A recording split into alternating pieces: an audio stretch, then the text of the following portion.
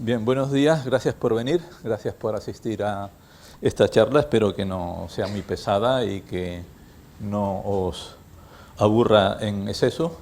Y lo que se trata es de hablar de la perspectiva que hoy tenemos acerca del universo, la cual ha ido cambiando, como se indica en el abstract en el papel que tenéis ahí, conforme el hombre ha adquirido nuevas técnicas para explorar el cielo y por tanto, pues la visión que hoy tenemos seguramente será inferior a la que tendremos más adelante, dentro de unos años. Además está previsto el poner en marcha, el poner en órbita una serie de satélites que harán que nuestro conocimiento se amplíe y, por tanto, la visión que tendremos habrá cambiado, como ha cambiado en los últimos, digamos, 20 años, por ejemplo, ha cambiado bastante. Bien, por tanto, sería interesante que se apagaran estas luces, porque creo que molestan aquí. Muchas gracias. Bien, creo que veis mejor ahora, ¿no? Bien, vale. Pues, como decía, el conocimiento que tenemos del universo, entendiendo por universo todo aquello a lo que tenemos acceso. Evidentemente el universo es muy grande, ya que lo cubre todo. Nunca llegaremos a conocerlo en plenitud, pero ese conocimiento va avanzando conforme tenemos dispositivos más adecuados para penetrar en él. Por ejemplo, aquí tenemos una vista. No es una foto, nadie ha hecho esta foto nunca, sino que es un dibujo, digamos, de cómo se vería nuestra galaxia a una distancia de 50.000 años luz. Aquí pues se puede situar distintos lugares. Aquí está, pues nosotros estaríamos en un brazo espiral, no sé exactamente cuál de ellos, pues a unos 8,5 kiloparsecs del centro de la galaxia, es decir, que Bellaterra estaría por aquí, por decir algo. Y más lejos, lo que veríamos sería pues, nuestra galaxia y algunas galaxias pertenecientes a nuestro grupo local, algunas de las cuales son satélites de la nuestra. Si nos alejamos aún más, en este otro dibujo, pues ya a 5 millones de distancia de nosotros se puede ver el grupo local de galaxias, unas 36 galaxias, algunas de las cuales son satélites de la nuestra, otras son satélites de la galaxia Andrómeda y otras no son satélites de ninguna. No sabemos exactamente si son 36, puede que haya alguna más porque algunas están ocultas por otras y por tanto, de hecho, hace pocos años se descubrió la que ahora es el número 36, o sea que podría haber algún número más. Bien, pues si aún nos vamos más lejos, observamos ya el supercúmulo de Virgo, que está formado por un gran número de galaxias y nuestra galaxia, nuestro grupo local, va hacia él, cae hacia él. Es decir, que en algún momento puede que nos reunamos con él y formemos un solo cúmulo. Y a su vez, ese cúmulo de Virgo con nosotros cae hacia el cúmulo de Coma, el cual es alguno de los que están por aquí indicados, y esto ya supone una distancia de 1.000 millones de años luz, distancia que nunca recorreremos seguramente, y aún más lejos ya se observa cómo a gran tamaño, a unos 14.000 millones de años luz o unos 100 o 200 megaparsecs, pues el universo presenta una estructura, o sea, lo que tenemos acceso a él, una estructura pues bastante homogénea. Es decir, vayamos en la dirección que vayamos y nos pongamos donde nos pongamos, todo parece igual. Es decir, no hay lugar preferente, no hay dirección preferente. Tanto da caminar en este sentido como en otro, tanto da estar aquí como allá, todo es igual, todo es aburrido, de algún modo, a esa gran escala. Pero simplifica mucho los cálculos. Si el universo fuese a gran escala distinto en esta dirección, en esta otra, pues el cálculo matemático se haría bastante complicado. Hay modelos para eso, pero ya digo que son bastante complicados y las ecuaciones que hay que tratar pues son un tanto terribles. Bien, Esta es una sección del universo que podemos ver a mucha más escala. A esto se suele llamar la araña cósmica o la telaraña cósmica. Fijaros, estos son galaxias, o sea, cúmulos de galaxias unidos a otros cúmulos de galaxias por puentes que a su vez están formados por galaxias. Y entre medios hay vacío, gran vacío. Es decir, no quiere decir que no haya nada exactamente, pero sí muy poco en comparación con lo que... Y aquí estamos más cerca de... Nosotros estamos aquí. Y aquí estamos más cerca que allá. Aquí hay menos estructura, aquí hay más estructura. Esto quiere decir que como en este sentido además va transcurriendo el tiempo, es decir, la zona de aquí es más antigua que esta otra, quiere decir que conforme pasa el tiempo, la estructura va creciendo. Es decir, el universo, conforme se va expandiendo, también se va estructurando más y más en agrupaciones cada vez más densas y más compactas. Esto quiere decir que el universo evoluciona, evidentemente, porque antes era menos estructurado que ahora. También es verdad que aquí hay menos estructura porque vemos menos estructura, ya que al estar más lejos es menos fácil ver, nos llega menos información de lejos que de cerca, también es verdad. ¿Por qué estos dos trozos? Bueno, porque uno es el polo norte y otro es el polo sur desde el disco de nuestra galaxia. Aquí en medio estaría el disco de nuestra galaxia, el cual, por aquí, ¿verdad? El cual, como contiene una gran cantidad de polvo, es muy difícil ver. Por tanto, donde se puede ver más es en la dirección perpendicular al disco de la galaxia, en un sentido, digamos, norte, y en otro sentido, digamos, sur. Aquí tenéis marcado el redshift, que es la distancia, como se puede medir la distancia en cosmología, se mide en redshift o que también equivale a tiempo, de algún modo. Y aquí lo tenéis en años luz para compensar, pero ponerlo en años luz supone que uno adopta algún modelo de universo, o sea, esta correspondencia de algún modo supone que uno toma como base algún modelo, bueno, quizás el más sencillo. Aquí tenemos uno de los primeros instrumentos que se utilizaron para explorar el cielo, el telescopio de Galileo. El telescopio, lo que hace Galileo es tomar un catalejo que ya existía en Holanda para la navegación marina y lo adaptó poniéndole las lentes adecuadas, consiguió una ampliación de hasta 9 para explorar el cielo. Así observó que la Luna pues tiene una estructura con montañas, valles, etcétera, los satélites de Júpiter.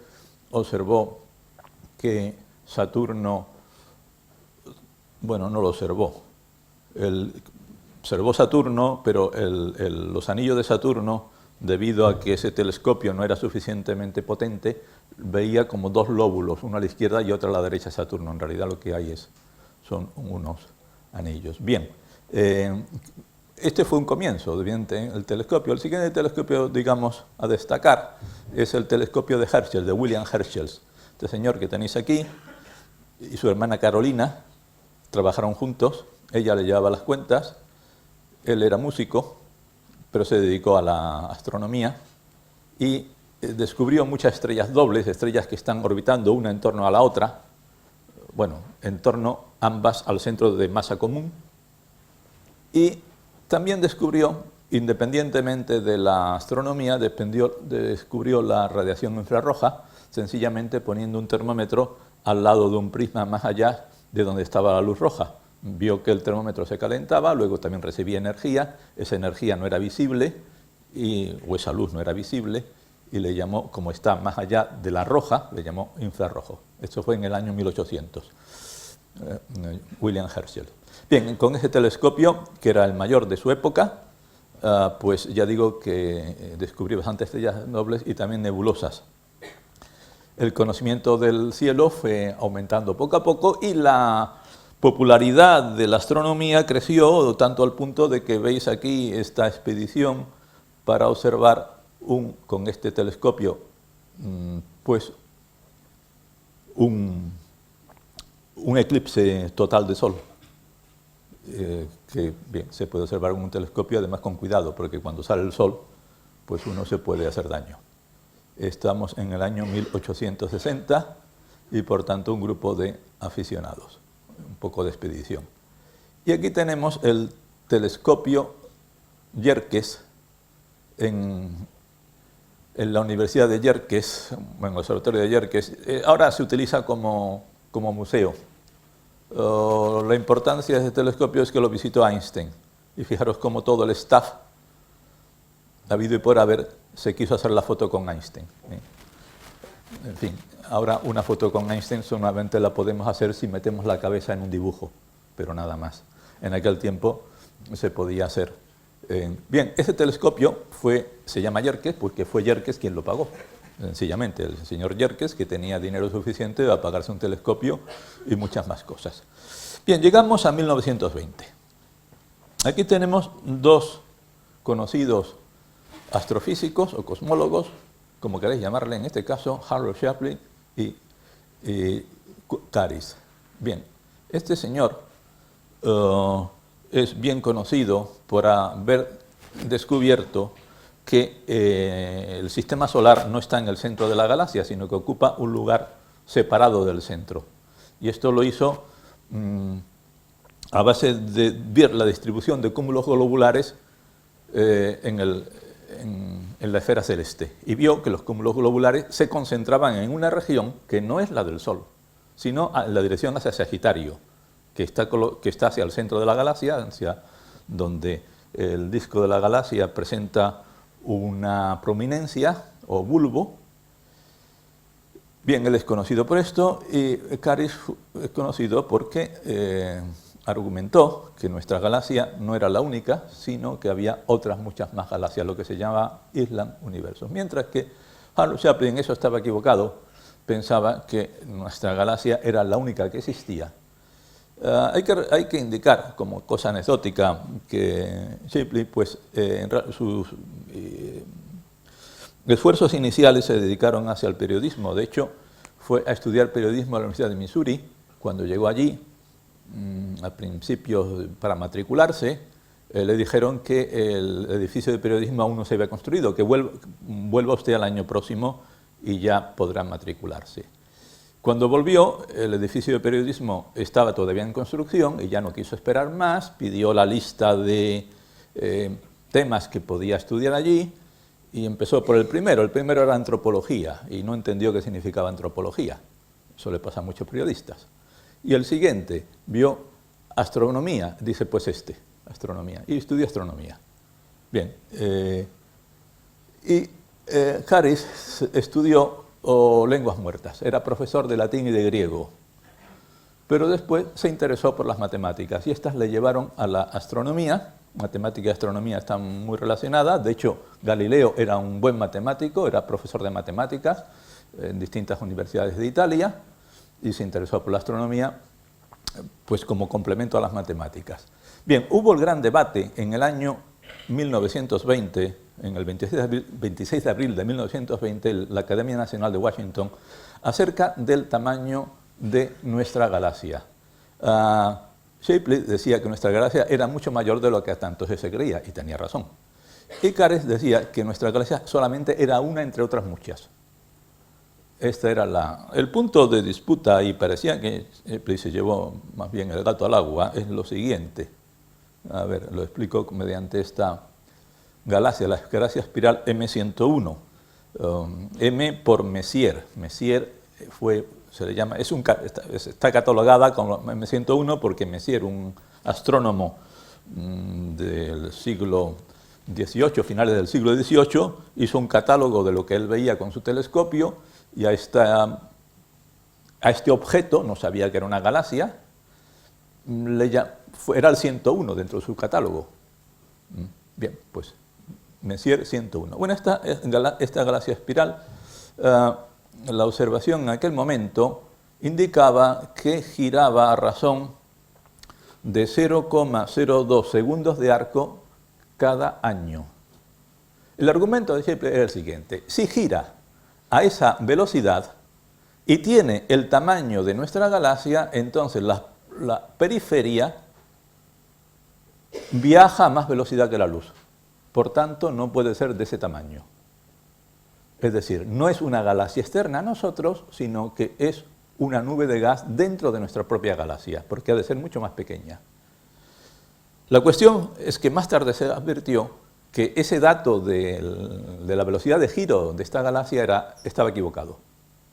Y que efectivamente esta galaxia tiene el tamaño típico de cualquier galaxia, como la nuestra, y que efectivamente está fuera de la nuestra, bien lejos.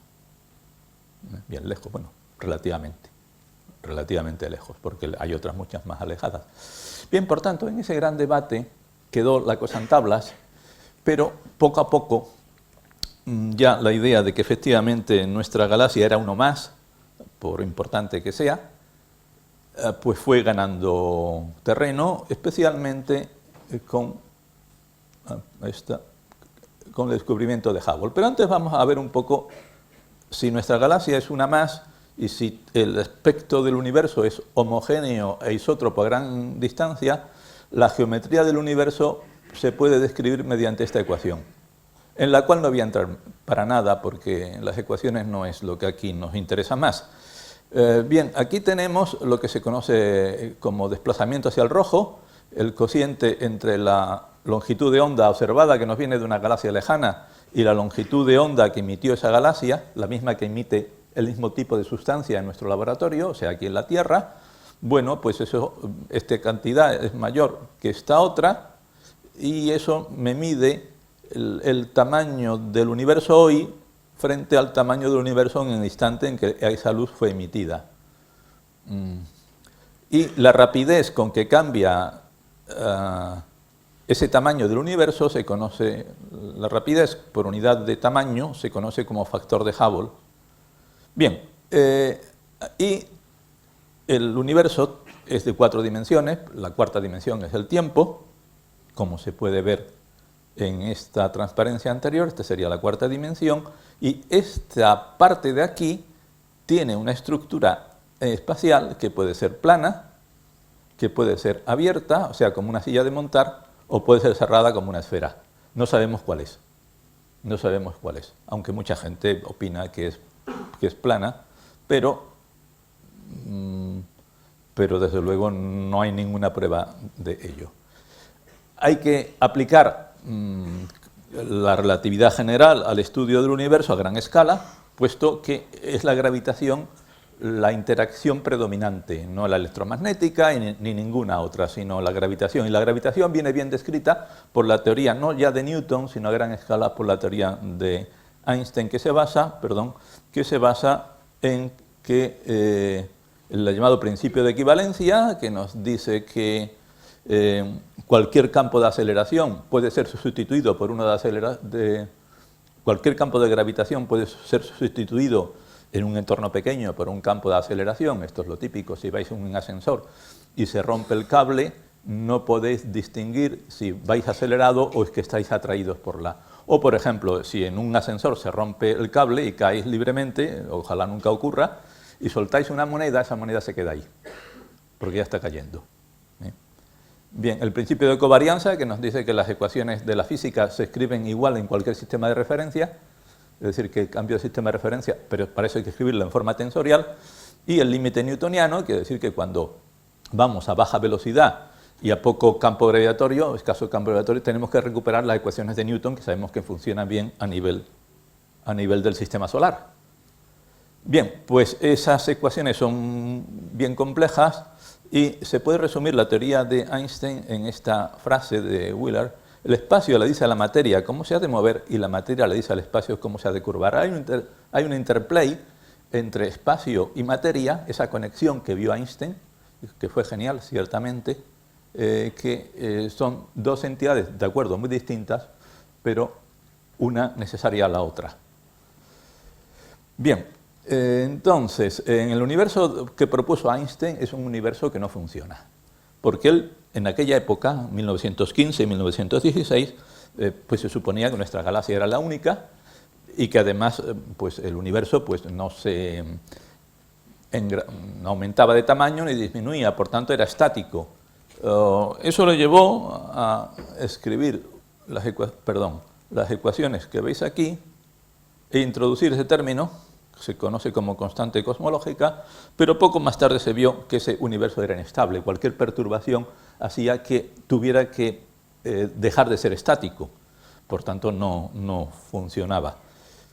Entre tanto, hacia 1920 y tantos, con este telescopio en el Monte Palomar, perdón, el Monte Wilson, pues Hubble, este señor que veis aquí, ¿veis esta cúpula donde está el telescopio? Fijaros, y aquí hay unos señores. O sea, daros cuenta que el tamaño de los telescopios pues, es algo que uno pues, se necesita un habitáculo especial para ello. No se puede poner en cualquier sitio, no se puede poner en la cocina de casa, evidentemente, no va a caber. Bien, pues este señor, Hubble, utilizando unas estrellas llamadas cefeidas que tienen la propiedad de que su tamaño oscila ligeramente y el periodo de oscilación está relacionado directamente con su luminosidad, es decir, con la energía que por segundo emite, pues descubrió que existían estos tipos de estrellas no solamente en las nubes de Magallanes, galaxias satélites de la nuestra, sino también en Andrómeda, que está bastante más lejos. Bien, aquí lo que tenemos es cómo varía la relación periodo-luminosidad. Aquí tenemos la luminosidad, aunque aquí aparecen unidades de magnitud, pero en fin, luminosidad, llamémosle. Y aquí el periodo en días, creo que es en días, y veis cómo esto es así, después va a ser así, ¿eh? Y va a ser todo esto, que aquí no lo tengo marcado en la transparencia, pero al descubrir ese tipo de estrellas en esta galaxia, en Andrómeda, pues pudo medir muy bien la distancia a Andrómeda, pudo darse cuenta de que Andrómeda estaba mucho más lejos que el tamaño de nuestra propia galaxia, por tanto que Andrómeda era una galaxia externa a la nuestra, y como ella otras muchos más, y así pudo medir lo que antes marcábamos como el factor de Hubble, que así se llamó a partir de entonces. La rapidez con que el universo se expande. El valor que él encontró era excesivamente alto. Lo descubrió utilizando el efecto Doppler. El efecto Doppler lo tenéis aquí resumido, seguramente en los estudios que muchos de vosotros habréis hecho durante este año pasado o haréis este año, pues estudiaréis el efecto que cuando una fuente sonora o una fuente de luz se mueve con respecto al observador, hay un desplazamiento en la frecuencia hacia el azul si se mueve la fuente hacia el observador o el observador hacia la fuente, o hacia el rojo si es en sentido contrario. Bueno, los desplazamientos de la luz que observó Hubble eran fundamentalmente hacia el rojo, solamente el azul en algunas galaxias de nuestro grupo local que se están acercando a nosotros, pero que esas no participan de la expansión general del universo como las otras que están más allá de nuestro grupo local. Aquí vemos pues, cómo los espectros que emiten las galaxias están desplazados hacia la derecha, hacia el rojo, conforme pues, están más lejos de nosotros. Y entonces aquí veis, por ejemplo, no sé, esta línea de absorción aquí, cada vez más a la derecha. Y esta línea cada vez más a la derecha. Es decir, que hay un desplazamiento a la derecha, un desplazamiento hacia el rojo. Es decir, que indica, entendiéndolo como efecto Doppler, que efectivamente esas galaxias se van alejando. Y aquí lo tenemos más destacado. Aquí vemos, por ejemplo, el cúmulo de Virgo, el desplazamiento hacia el rojo. En esta, pues, veis una flechita muy pequeñita. Aquí la flechita aumenta porque el cúmulo de la Osa Mayor está aún más lejos. Este otro aún más lejos y se aleja también a una velocidad mayor que de nosotros, y esta a una velocidad mayor de nosotros porque la línea, la flechita que indica el desplazamiento de esta línea de absorción, que antes la veíamos aquí en el cúmulo de Virgo, pues se ha desplazado más, etcétera. Esto no quiere decir que nosotros estemos en el centro del universo y todo lo demás se desplace respecto a nosotros. Si nos colocáramos en otra galaxia veríamos exactamente lo mismo, eso es así.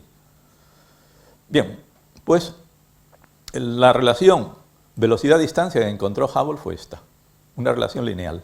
Es decir, a mayor distancia, a mayor velocidad de desplazamiento, de alejamiento. Curiosamente, esa ley funciona muy bien, incluso aunque las distancias sean mucho más mayores que las que pudo observar Hubble. Bien, ¿qué modelo de universo podemos proponer que sea homogéneo isótropo y que no sea estático? Bueno, eso fue los modelos que propusieron Friedman y Lemaitre. Son modelos que aquí están resumidos, en el cual la expansión del universo va como el inverso como 1 partido por 2t si el universo lo que predomina es radiación, y 1 partido por 2,3t si lo que predomina es gas hidrógeno u otro gas con presión nula, o presión muy pequeña, nula no del todo, pero muy pequeña. Bien, aquí tenemos a Friedman, era meteorólogo este señor, buen matemático, cuando tenía 17 años ya publicó su primer artículo en matemáticas, en alguna revista alemana, si no recuerdo mal, y Georges Lemaitre, belga, que se interesó por la cosmología, y a ellos dos es debido el modelo que aquí veis y que estuvo en funcionamiento hasta hace poco. Bien, ese modelo predice que el universo ha tenido un comienzo, sencillamente por lo siguiente. Esta ecuación de aquí, que nos da la aceleración en la expansión del universo, y claro, fijaros que aquí hay un signo menos, como esta es la densidad y esta es la presión y en principio son positivas, indica que la aceleración es negativa. Si la aceleración es negativa, si representáis esta curva de tamaño del universo frente al tiempo, tiene esta forma.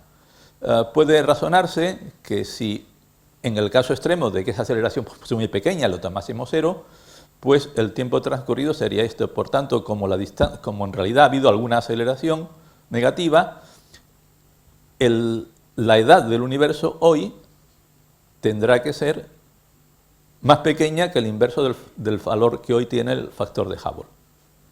Bueno, si eso se aplica directamente, uno se encuentra con que las medidas que había hecho Hubble sobre el factor de Hubble, que eran unos 500 kilómetros por segundo por megaparsec, al hacer el inverso uno se encontraba con que la edad que le correspondía al universo era más pequeña que la edad de la Tierra, porque le correspondía una edad, pues, me parece que 2.000 millones de años, mientras la Tierra tiene 4.000 o 5.000. La edad de la Tierra se conoce por la abundancia de elementos radiactivos, la abundancia relativa de elementos radiactivos de unos con otros. Bien, de aquí surgió el problema grave entre que, claro, el universo no puede ser más joven que lo que él contiene. Como veremos más adelante, el problema estaba en que no estaba bien medida la constante de Hubble, pero en fin, a eso llegaremos dentro de poco. ¿Qué ocurrió? Bueno, ocurrió pues que una serie de señores, estos tres que veis aquí, Gold, Bondi y Hoyle, tres conocidos astrofísicos, propusieron el llamado modelo estacionario, es decir, eliminar la necesidad del Big Bang. Claro, si el universo está expandiéndose, quiere decir que en el pasado estaba muy contraído y que se comenzó en una gran explosión, lo cual resultaba ridículo, o para algunos resultaba ridículo. Entonces, hacia 1948, ya digo que el valor estimado era más pequeño, la de la Tierra, y ellos propusieron lo siguiente, propusieron que el universo siempre se está expandiendo desde siempre, moviéndonos hacia atrás en el tiempo hasta menos infinito, porque más allá de menos infinito no se puede pasar por lo visto, de tal forma que el factor de expansión de Hubble siempre es una constante, por tanto el tamaño del universo aumenta exponencialmente con el tiempo y no hay problema con la edad de la Tierra, porque si el universo ha existido siempre, la edad de la Tierra pues tanto da. Ya puede ser grande, pequeña, lo que sea. Bien, la dificultad que esto tenía era que la evolución en el número de galaxias, con el desplazamiento hacia el rojo, se veía que no era constante y que por tanto evidentemente había evolución. En este modelo no hay evolución. A pesar de que el universo se está expandiendo, no hay evolución. Siempre hay el mismo número de radiofuentes en nuestro entorno, pues no es verdad. El número de radiofuentes en nuestro entorno ha variado. Y el número de galaxias, pues bien, esto. Pero ese modelo estuvo compitiendo con el modelo de Friedman y Lemaitre durante un tiempo, hasta que se descubrió, este señor, que las medidas de Hubble eran relativamente, no estaban del todo bien. Y lo descubrió por lo siguiente: durante la Segunda Guerra Mundial, muchos de los físicos pasaron a trabajar no ya en astronomía, los que estaban en astronomía, sino a la industria del armamento. Y por tanto, este señor que trabajaba en el Monte Wilson, le dejaron el telescopio para él solito. ¿Por qué para él solito? Porque él era alemán. Y entonces no le confiaban que trabajase en la industria del armamento, lógicamente. Y por otra parte, el Monte Wilson está muy cerca de la costa de California. Y la costa de California, cerca de Los Ángeles, temían que fuese invadida por los japoneses. De tal forma que durante la noche, Los Ángeles era blackout, es decir, se apagaban las luces. Por tanto, tenía un cielo muy limpio de luz para poder observar. Y gracias a esto pudo observar que las cefeidas que había tomado Hubble como referencia eran cefeidas de un tipo distinto en las nebulosas de Magallanes que en la de Andrómeda. Haciendo esa corrección y tomando las cefeidas correspondientes, bajó el valor de la constante de Hubble de 500 a 200 kilómetros por segundo por megaparsec. Aún así, la edad del universo resultaba más pequeña que algunos de los objetos en él contenidas. Pero fijaros cómo medidas sobre la constante de Hubble han ido descendiendo conforme ha ido pasando el tiempo. En 1920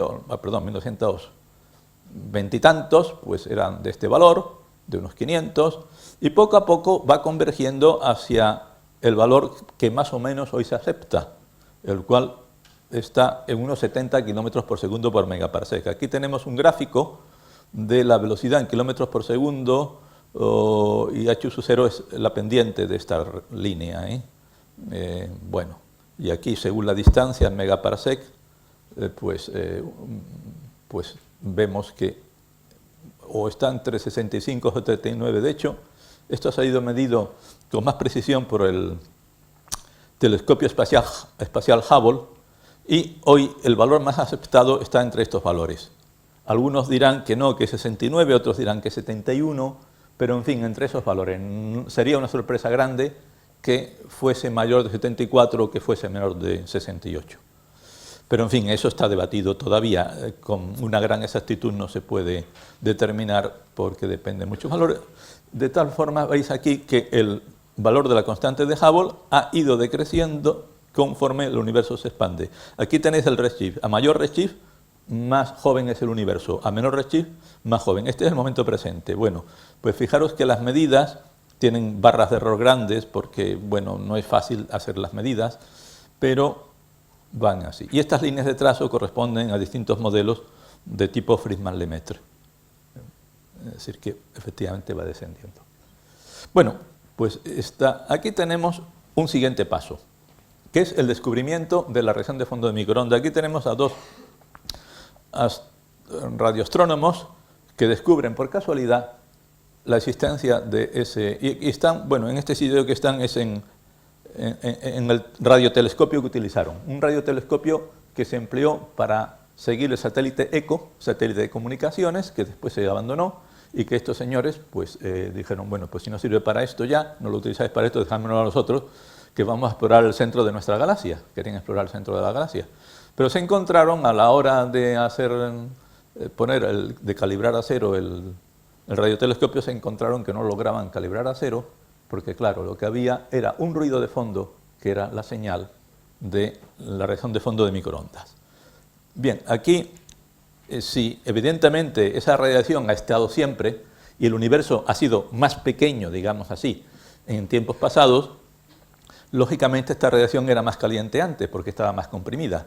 De tal forma que si aquí lo que tenemos es la densidad de energía en la materia y la densidad de energía en la radiación, fijaros que evolucionan hacia atrás así. Aquí radiación y materia van lo mismo porque a muy alta temperatura la materia se comporta como radiación, tiene una gran velocidad y por tanto es como si fuera radiación. Después ya cuando la temperatura baja, pues se separa una de otra. Actualmente domina la materia sobre la radiación, antes dominaba la radiación sobre la materia. Esto no está hecho a escala, sino que está pues en tamaño del universo en unidades arbitrarias, o sea que, en fin. Y aquí viene la temperatura ha ido decayendo así, pero es la temperatura de la radiación, no de la temperatura de la materia, temperatura de radiación. Fijaros que estas son escalas logarítmicas. Bien, y por tanto, cuando se descubre la radiación de fondo de microondas, que está en todas partes, aquí la tenemos, por ejemplo, o sea, donde quiera que vayamos la encontraremos siempre, siempre estará ahí, tiene forma de cuerpo negro. No porque el fondo sea negro, sino por la forma de la curva, que corresponde a una temperatura de 2,7 Kelvin, o sea, casi al cero absoluto, no del todo, pero muy cercano. Bien, y entonces, pues realmente lo que hacen estos señores es descubrir algo que ya ha previsto el físico Gamow, porque él, junto con otro, Alpher,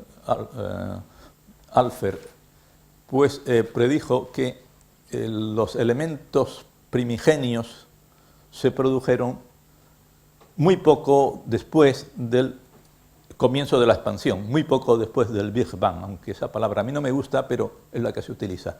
De tal forma que a partir de protones y neutrones se produjo helio.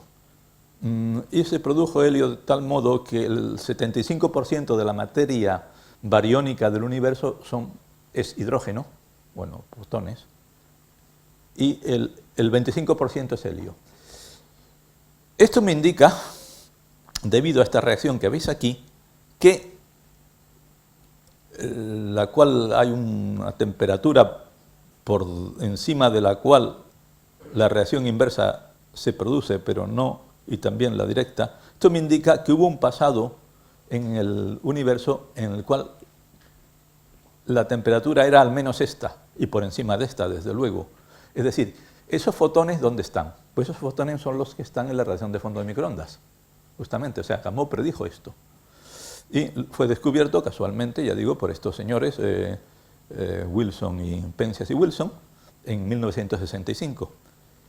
La abundancia de elementos químicos con la producidas en ese momento, en la expansión inicial, como unos 15 minutos, 13-15 minutos después que empezara la expansión inicial, pues lo tenemos aquí. Esta raya azul, esta banda azul, me indica la zona de concordancia de las distintas líneas que aquí veis. Aquí tenéis la densidad bariónica, o sea, en gramos por centímetro cúbico, pues como veis muy pequeñita, y pues el número relativo con respecto a hidrógeno, a número de átomos de hidrógeno, y aquí tenemos de helio. Por tanto, fijaros, lo que más abunda es el hidrógeno, después el deuterio, aquí tenemos litio, etcétera. En fin, pues esto es como hoy se entiende. Pero aparte de bariones, o sea, la materia de la que estamos hechos nosotros y lo que está hecho todo lo que conocemos, hay una materia oscura, una materia que no brilla, una materia que no emite luz, y esa materia, su existencia se advirtió a partir de que la razón masa luz en el disco de nuestra galaxia es como 5 veces la razón masa luz en el Sol. Y también porque en nuestra galaxia y en otras galaxias la velocidad de rotación de las nubes de hidrógeno lejanas al centro de la galaxia se comportan así, conforme a la distancia. En vez de comportarse según la ley de Kepler, se comportan según esto otro. Luego quiere decir que la materia se extiende más allá de la zona visible y como no se ve esa materia se la llama oscura. Oscura porque no emite luz, no es visible. Bien, claro, esa materia, ¿qué puede ser? Bueno, pues partículas seguramente, bueno, también pueden ser agujeros negros, estrellas de neutrones, enanas marrones, etcétera, que apenas son visibles. Los agujeros negros no son visibles, desde luego. Pero aparte de eso, eso es una pequeña fracción. Lo que más contribuiría, según las teorías en boga, serían partículas elementales con una gran masa que se moverían muy lentamente, se llaman WIMPs, Weakly Interactive Massive Particles, y se trata de detectarlas. ¿Cómo se podrían detectar? Se podrían detectar mediante este experimento, el experimento Dama Libra, que se basa en lo siguiente. Se pone un detector, normalmente en este caso de Dama Libra es yoduro de sodio, y la Tierra, al orbitar en torno al Sol, describe esta elipse, y el Sol, al orbitar en torno al centro de nuestra galaxia, describe esta otra elipse. Por tanto, ese mar de partículas WIMPs tendrá un flujo sobre la Tierra mayor en el mes de junio que en el mes de diciembre, porque en el mes de junio la velocidad de la Tierra en torno al Sol se suma a la componente de la velocidad del Sol respecto al centro de la galaxia, aquí se restan. Por tanto, el flujo es mayor en junio que en esto. Y por tanto, en ese detector tendrá que haber más impactos en junio que en diciembre, y así es. Aquí veis esta modulación durante muchos años, durante bastantes años, porque esto está puesto en día, y son 4.000 días, 5.000 días, aquí el experimento de Dama, y aquí ya el de Dama Libra, un experimento más. Sin embargo, este resultado es controvertido, porque otros grupos que han intentado repetir este experimento no lo han logrado exactamente y pueden pensar que lo que señores del Dama Libra vieron es un efecto local, o sea, del entorno geológico del lugar del experimento. Estos experimentos se realizan bajo tierra para impedir que la radiación cósmica influya sobre ellos. Bien, entonces, ¿existe o no existe la materia oscura? Puede que a lo mejor la materia oscura sea un invento nuestro porque no encajan nuestras ideas y colocamos ahí un parche. Parece que sí que existe. Y por lo siguiente, vamos a ver. Vamos a hablar de lentes gravitacional por un momento. Si aquí tenemos una galaxia muy lejana y aquí tenemos otra galaxia en el camino hacia nosotros, la luz tiene energía y por tanto pesa, se curva, y este rayo de luz que nunca hubiese llegado, hubiese seguido esa trayectoria, de no estar esta lente, ha llegado hasta nosotros. Por tanto, tenemos una lente gravitacional, lo mismo que una lupa, pero la lupa es para la luz normal. Y esta otra es para la luz, pero una luz proveniente de muchos millones de kilómetros de nosotros. Bien, esto nos sirve para lo siguiente. Aquí tenemos la colisión de un cúmulo de galaxia con otro cúmulo de galaxia que ocurrió 100 millones de años atrás y casualmente en el plano del cielo, es decir, la dirección perpendicular a nuestra visión, porque si es la dirección perpendicular a nuestra visión, mucho mejor, porque si lo podemos ver perfectamente, lo podemos ver bastante bien. Que si estuviera así, solamente podríamos ver su proyección sobre la dirección perpendicular. Bueno, esta afortunadamente fue sobre la dirección perpendicular. Entonces, mirad lo siguiente, aquí tenemos por el sistema de lente gravitacional vemos que la mayor parte de la materia se encuentra aquí, en esta zona. Fijaros que esto es como líneas de nivel en un mapa de montaña. Aquí tenemos más densidad de materia que aquí tenemos más densidad de materia que aquí más que aquí, y aquí la máxima. Y lo mismo ocurre en esta zona. Bueno, estas han sido dos galaxias, las cuales han pasado una a través de la otra, de tal forma que la mayor parte de la masa de la que venía aquí se encuentra ahora aquí, y la mayor parte de la que venía de izquierda a derecha se encuentra ahora aquí, mientras que los bariones, que sí que sufren fricción, la materia oscura no sufre fricción porque no interacciona, los bariones se encuentran aquí.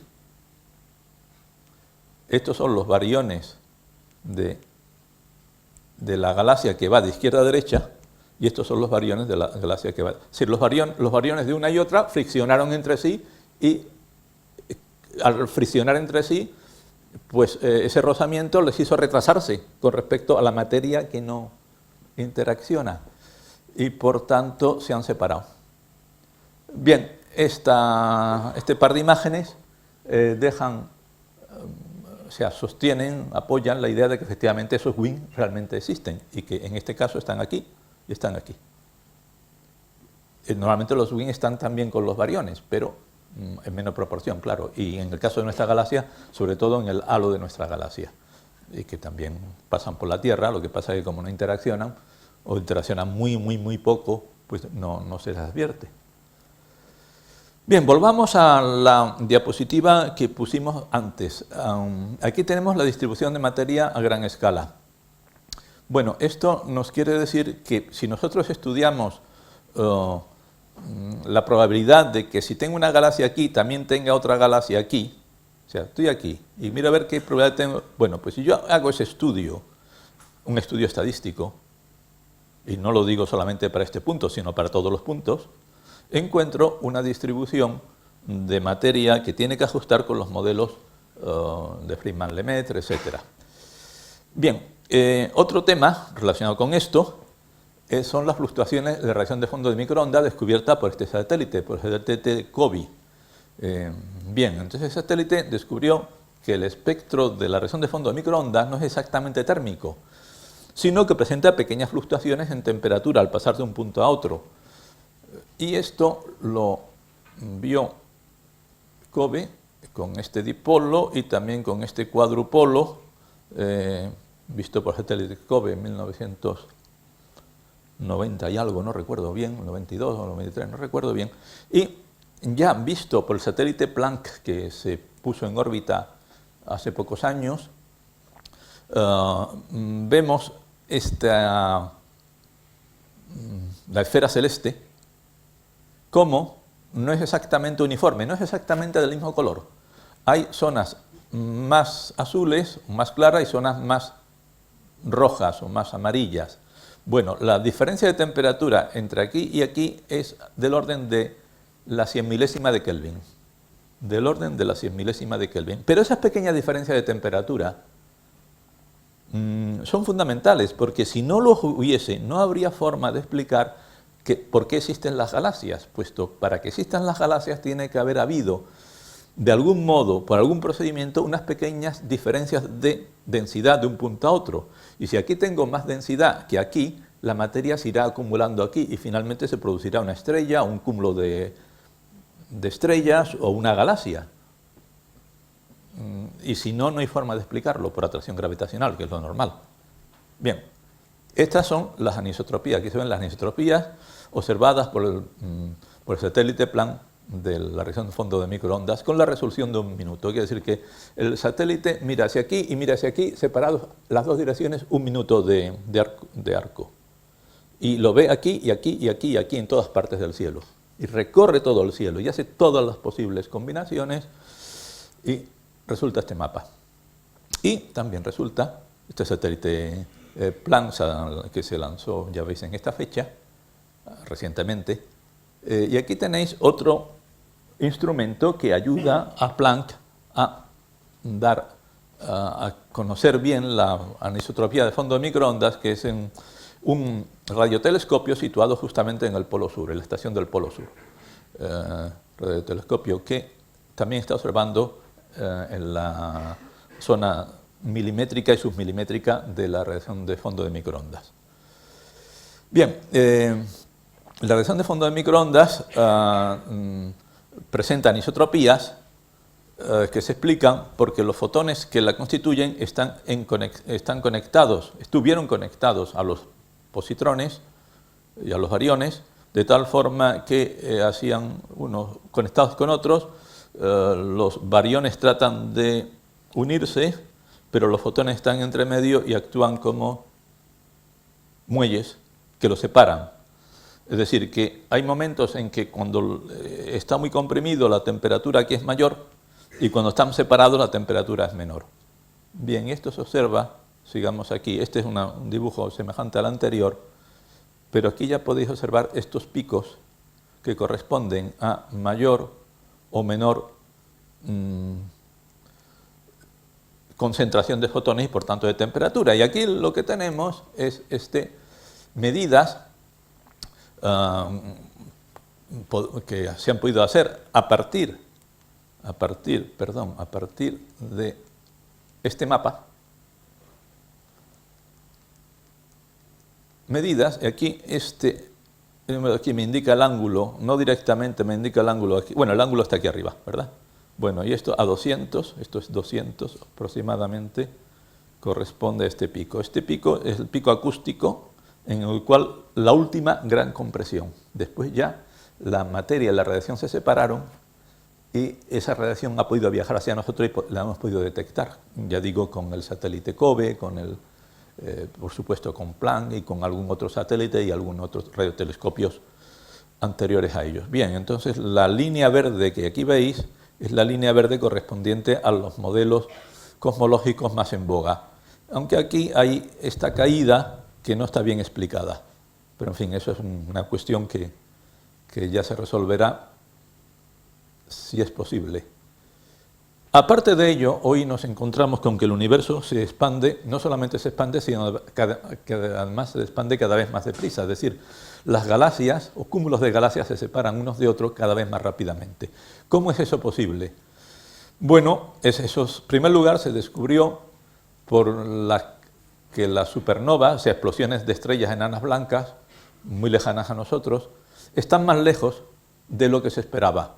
Para estar más lejos de lo que se esperaba, la única forma de explicarlo es que el universo acelera en vez de frenar la expansión. Y para ello es necesario, según la teoría de relatividad general, que este término, que sería negativo, porque aquí hay un signo menos, pues sencillamente que este paréntesis sea negativo. Para ello, eso implica que la presión ha de ser negativa.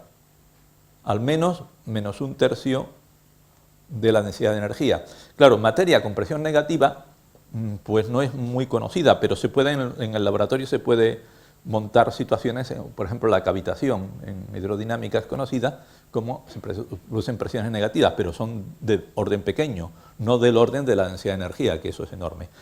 Aquí tenemos una supernova que explotó, pues no sé exactamente cuándo, sí, bueno, aquí nos la indica, así, la de 1997, bueno, y se producen todos los días, porque hay muchísimas galaxias, aunque en una galaxia se produce por término medio 1 o 2 cada 1000 años, pero como galaxias hay millones, pues cada día podemos tener varias supernovas. Y eso es lo que se estudia, ver esas supernovas. Como aquí les decía, aquí tenemos el brillo de las supernovas frente al redshift. Y entonces vemos que la curva que ajusta es la curva en la que el universo está acelerado. En esta otra curva el universo no estaría acelerado. Y esta sí, esta es la curva que ajusta, si el universo está acelerado. La otra no. No se diferencia mucho, pero lo suficiente como para poder descartar esos modelos. Y fijaros aquí cómo tenemos frente al redshift, como el universo, o sea, el inverso la A punto, o sea, la velocidad de expansión va decreciendo cuando el universo era relativamente joven y ahora va aumentando. Y lo vemos en estas distintas medidas de distintos autores. En todos ellos coinciden en lo mismo. Efectivamente, la expansión va siendo cada vez más rápida. ¿Cómo se explica ello? Pues utilizando quizás la constante cosmológica que ya introdujo Einstein en su momento, pero esa constante cosmológica ahora lo que produce es una aceleración, porque tiene una presión negativa, o sea, le corresponde una presión negativa. Aquí hay unas ecuaciones en las que yo no quiero entrar, pero simplemente señalaros que esos modelos dan que la constante de Hubble tendría este valor, con este posible error, 70 km por segundo por megaparsec, que está dentro de lo hoy aceptado, y que la edad del universo hoy, bueno, la edad del universo tiene que ser hoy, claro, pues es 13,7, 13,8 miles de millones de años, que eso es compatible perfectamente con la edad de la Tierra, con la edad del Sistema Solar, con la edad de nuestra galaxia, con la edad de los cúmulos de galaxias, que son los objetos más antiguos que se conocen, aunque también hay estrellas muy antiguas que tienen unos 13.000 millones de años, estrellas con muy pocos metales, pero en fin, eso es perfectamente compatible, con lo que, de tal forma que la distribución de materia y de energía le correspondería hoy que el 4% está formado por las estrellas, el 3,69% por gas entre las galaxias y las estrellas. Esta otra cantidad es de materia oscura, de lo que hablaba antes de WIMPs. Y este otro, de esa energía oscura, cuya naturaleza podría ser la constante cosmológica u otro campo. Bueno, la constante cosmológica no es un campo, pero en fin, vamos a hablar así. A veces quizás hayáis visto esta figura, a mí no me gusta mucho porque ya presupone el Big Bang, puede que no lo hubo nunca, simplemente que el universo se expandió a partir de un instante, pero en fin, aceptémoslo de tal forma que hoy estaríamos aquí cuando ya se han formado las galaxias. Hubo una primera época dominada por la radiación, hasta por aquí, ¿no es? Sí. Y después ya, cuando la materia se separa de la radiación, se pueden producir las primeras estrellas, las primeras galaxias, etc. La expansión acelerada comienza en algún momento, dentro de un redshift aproximadamente 0,5 o 0,6, y hasta el 22 de febrero del año presente. Mirando al futuro, ¿qué podemos esperar? Bueno, pues existen diversos experimentos en marcha o en proyecto para decidir qué va a ocurrir, y que cambiarán nuestra visión del universo. ¿Es el modelo Lambda-CDM, es la constante cosmológica con materia oscura, el modelo definitivo? Pues no lo sabemos. El satélite SNAP va a medir muchas más supernovas. Ahora mostraré una foto del satélite SNAP, que es un dibujo, no una foto, un dibujo, o la foto de un dibujo, vamos. El satélite James Webb Space Telescope, que sustituirá al telescopio de Hubble, y el proyecto Euclides, el cual medirá la distribución de materia a gran escala, con mucha más profundidad y más amplitud que lo que hasta ahora se ha hecho. Y por tanto podemos preguntarnos si la energía oscura es otro campo aún por descubrir o no. Si realmente existen las partículas de materia oscura. Quizás el LHC en Ginebra, o sea, el Large Hadron Collider, nos lo pueda decir, pero para ello se necesita más energía de la que se está empleando ahora. Es la relatividad general la teoría correcta de la gravitación, es la que hemos empleado, pero porque es la más, más popular, la más simple de utilizar, pero puede que no lo sea. Ello se comprobará hasta cierto punto con el satélite STEP, el satélite que comprobará el principio de equivalencia hasta una parte en 10 elevado a 18. Hasta ahora está comprobado en una parte en 10 elevado a 13, pero este lo hará, dicen los proponentes de ese satélite, que aún no ha sido lanzado, y después el satélite LISA, que está diseñado para detectar ondas gravitacionales, y estas nos darán también información acerca de los primeros instantes del universo. Bien, ¿cómo es el espacio-tiempo a la escala de Planck? A escala de distancias muy pequeñas, más pequeñas que el tamaño de un átomo.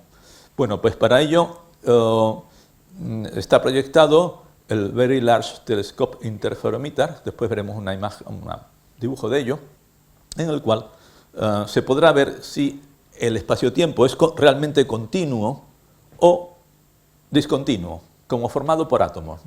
Bueno, no es que esté formado por átomos, pero correspondientemente, es decir, que fijaros que en matemáticas uno puede hacer los números tan pequeños como quiera, pero la realidad no es tan pequeña siempre que uno quiera. Es decir, por supuesto, hay elementos más pequeños que el átomo, pero ¿hasta dónde? ¿No habrá un momento en el que ya algo no pueda ser nunca más pequeño y entre ese punto y este otro punto haya un gap? Bien, esta es la cuestión que se plantea y que quizás pueda responder este interferómetro. Bien, ¿es realmente válido el principio cosmológico, el principio que nos dice que el espacio, bueno, que el universo tiene el mismo aspecto desde cualquier punto que nos coloquemos a observarlo? Es algo que, claro, uno dice, ¿cómo me voy a colocar en otro punto a observarlo? ¿Cómo voy a salir de la Tierra? No hace falta. De forma indirecta se puede, aunque las medidas todavía no son suficientemente detalladas. Lo que se conoce hasta ahora es que parece que sí, que es válido, que el principio cosmológico es válido, y si no es válido, pues las matemáticas se complican terriblemente. Bien, aquí tenemos el satélite SNAP, que medirá un promedio de 2.500, determinará un promedio de 2.500 supernovas por año. Y esto, ya digo, es debido a que hay muchísimas galaxias, millones y millones de galaxias. Yo no os explico el satélite este porque todavía el diseño aún no está definitivamente concebido. Ese satélite haría que podemos determinar la densidad de energía frente a la densidad de masa. Bueno, yo no sé esto que viene. Perdón. Con una precisión, fijaros esta, con esta precisión. Hasta ahora más o menos es así la precisión, pero llegaría a ser de esta otra precisión. Con lo cual, pero claro, aún hay que esperar para ese satélite. Este es el satélite James Webb Space Telescope que observará en el infrarrojo. El infrarrojo tiene la ventaja de que se puede observar incluso hasta el centro de la galaxia, porque esa luz infrarroja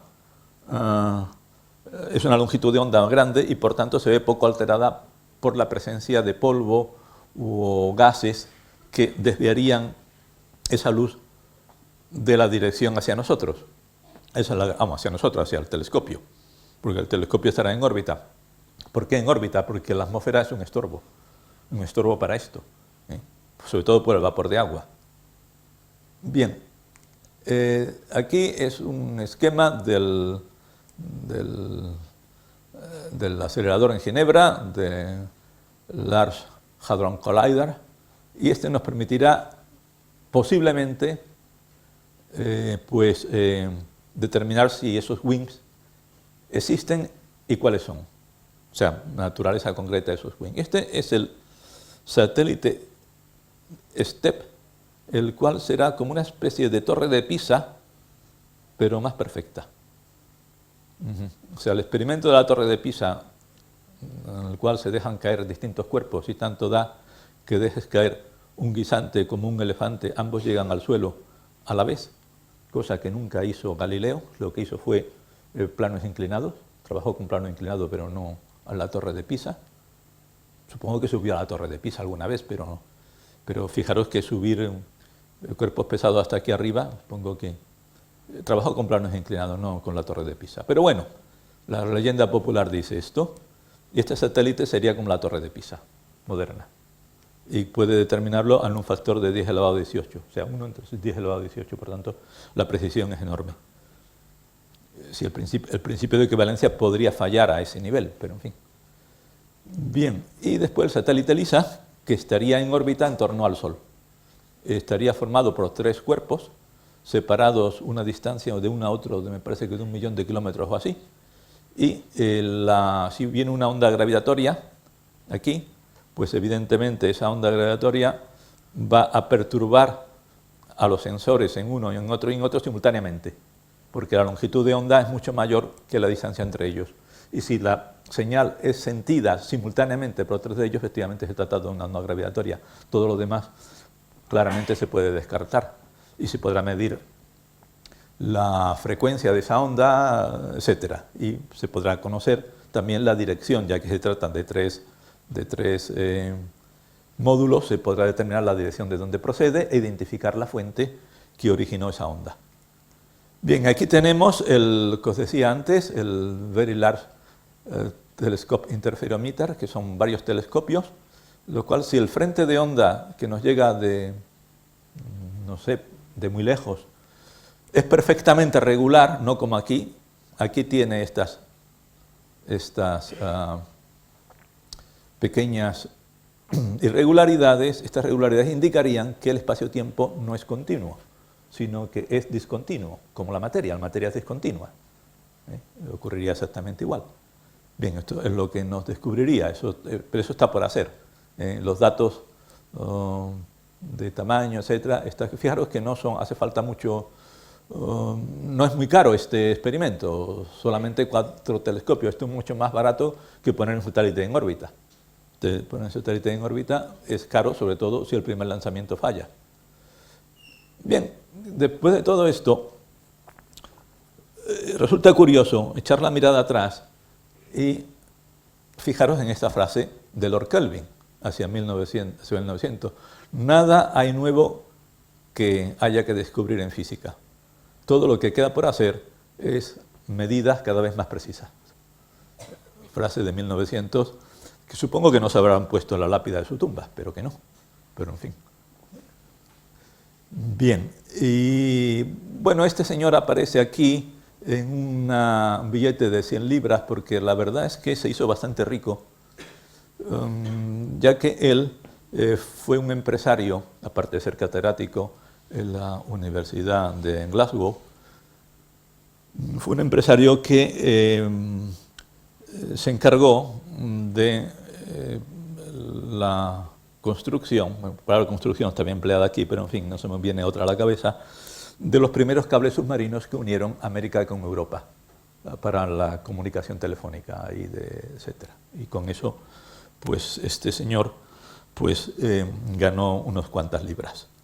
Y también fue nombrado por la reina Victoria, pues ser, o sea, en fin, era todo un personaje. Por tanto, llegamos a unas conclusiones.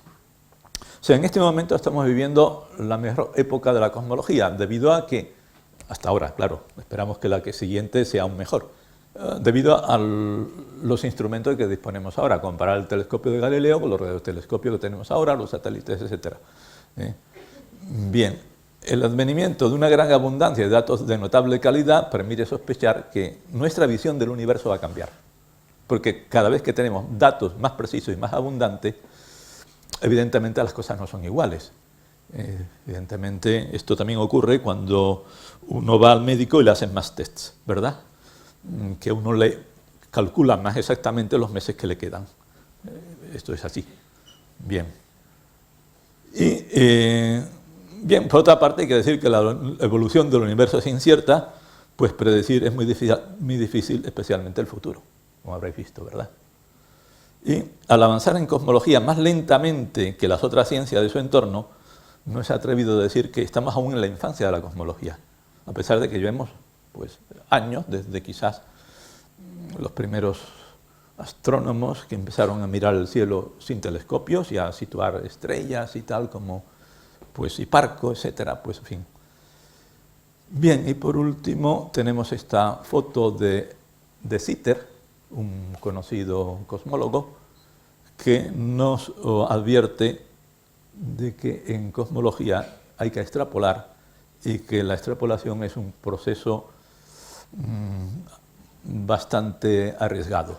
Es decir, poco podemos estar seguros cuando hacemos extrapolación. Por ejemplo, la relatividad general la estamos extrapolando desde el sistema solar, que sabemos que funciona muy bien, a la galaxia y a todo el universo. Es una extrapolación y dice, bueno, esto quizás no estamos apostando mucho. Bueno, pues puede ser, pero es lo único posible hasta ahora. Bien, ¿preguntas que queráis hacer? ¿Alguna pregunta, alguna cuestión que no haya quedado suficientemente clara?